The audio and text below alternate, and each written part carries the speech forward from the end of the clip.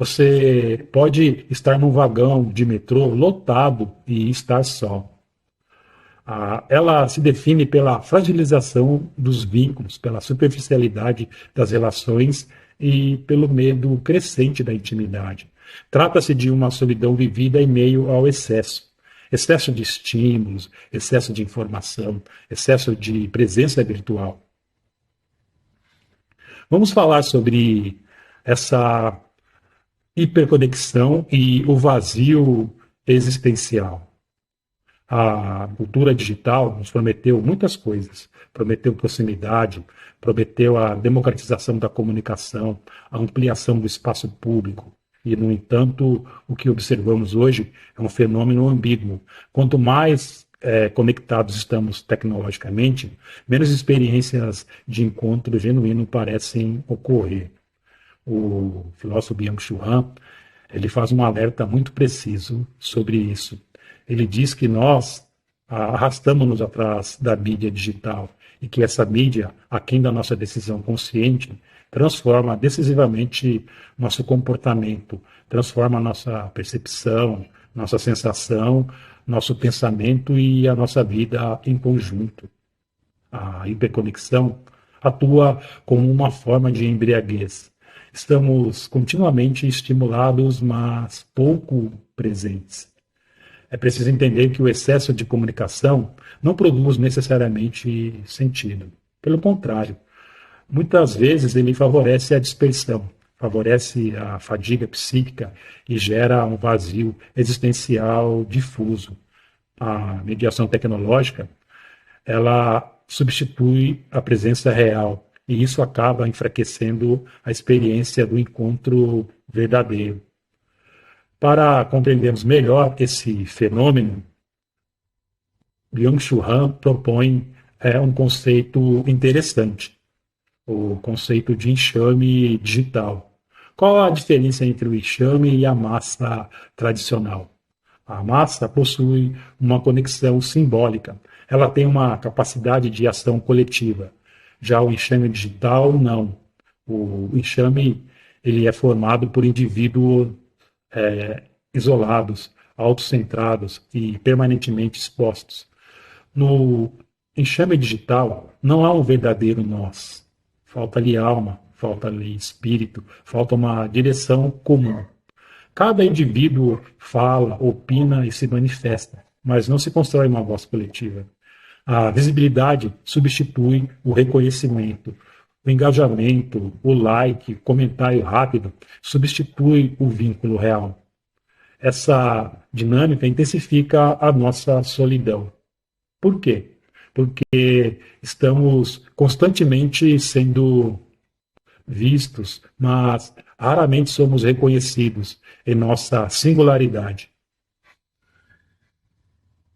Isso nos leva a falar sobre a qualidade das nossas relações hoje. Relações superficiais e o empobrecimento dos vínculos.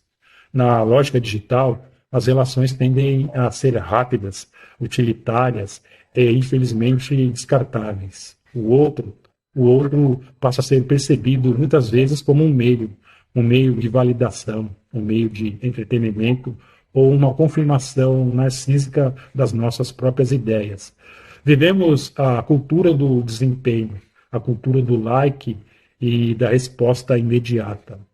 E essa cultura dificulta relações profundas. Relações profundas, elas exigem tempo, exigem tolerância à frustração, exigem capacidade de escuta. O vínculo real é sempre atravessado por conflitos, por ambivalências, e hoje isso se torna ameaçador. Qual o resultado disso? O empobrecimento do laço social e afetivo.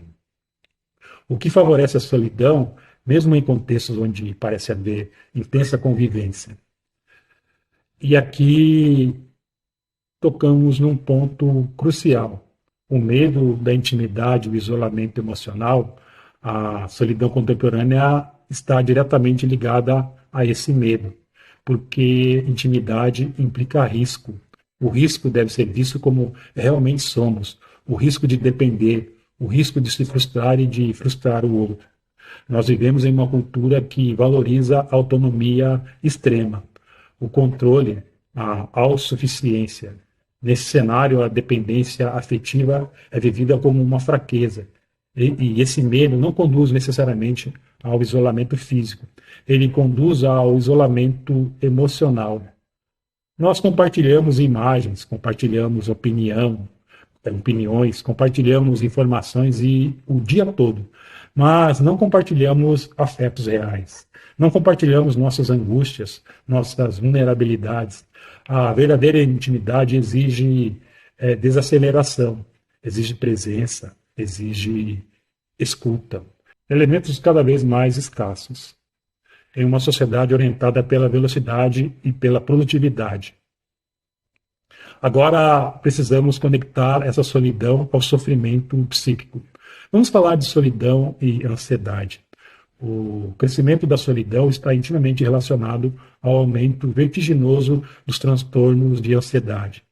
Já nos anos 1940, a psicanalista Karen Horner compreendia a ansiedade como o centro dinâmico das neuroses. Associava isso diretamente à insegurança nas relações humanas. Qual a diferença entre medo e ansiedade? O medo, ele é uma reação proporcional a um perigo real. Há um leão na sua frente, você sente medo. A ansiedade é diferente. Ela se caracteriza pela antecipação e pela desproporção. Ela emerge do sentimento de desamparo e da fragilidade dos nossos vínculos. Karen Horner descreveu 4 estratégias centrais que nós usamos para enfrentar essa ansiedade. A primeira é a racionalização. Tentamos explicar tudo logicamente para não sentir. A segunda, a negação. Fingimos que o problema não existe. A terceira, a narcotização. O uso de álcool, drogas ou até mesmo excesso de telas para entorpecer a dor. E a quarta, a evitação. Evitamos situações, evitamos afetos e evitamos pensamentos que nos angustiam. Essas estratégias permanecem atuais e são potencializadas pela cultura digital e pelo consumo desenfreado. Muitos autores chamam o nosso tempo de a era da ansiedade. E os dados confirmam isso. Vamos olhar para os impactos sociais. No Brasil, estima-se que cerca de 6% da população possua um diagnóstico formal de transtornos mentais. Mas as estimativas reais podem chegar a 20% da população. Em números absolutos, estamos falando de milhões de pessoas em sofrimento psíquico.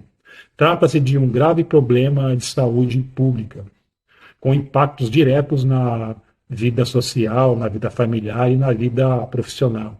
Os dados indicam uma maior incidência de transtornos de ansiedade em mulheres, aproximadamente o dobro em relação aos homens. E vemos um crescimento expressivo e preocupante entre crianças e adolescentes. Eles manifestam isso através da irritabilidade, queixas somáticas, dores no corpo sem causa aparente, dificuldades escolares e retraimento social. Muitos desses transtornos de ansiedade estão diretamente relacionados ao vínculo, ao medo da separação, ao medo do julgamento, ao medo do abandono. Pense na ansiedade de separação, na fobia social, nos transtornos de pânico, na agorafobia, no transtorno de ansiedade generalizada. Todos eles expressam dificuldades profundas no campo das nossas relações. E aqui vivemos o paradoxo final. Em uma sociedade hiperconectada, o medo de ficar só convive com a incapacidade de estar verdadeiramente com o outro. Caminhando para o nosso encerramento, gostaria de deixar algumas considerações finais. Nunca estivemos tão conectados e tão distantes. A solidão contemporânea não é um acaso. Ela não aconteceu simplesmente. Ela é um sintoma do modo como organizamos nossas relações, do modo como organizamos nossas comunicações e nossa vida psíquica. Talvez o grande desafio do nosso tempo não seja comunicar mais. Já comunicamos muito. Talvez o desafio seja reaprender. Reaprender a sustentar vínculos reais, reaprender a suportar a intimidade com todos os seus riscos e reaprender a importância da presença genuína. Muito obrigado pela sua atenção. E um abraço e até o próximo.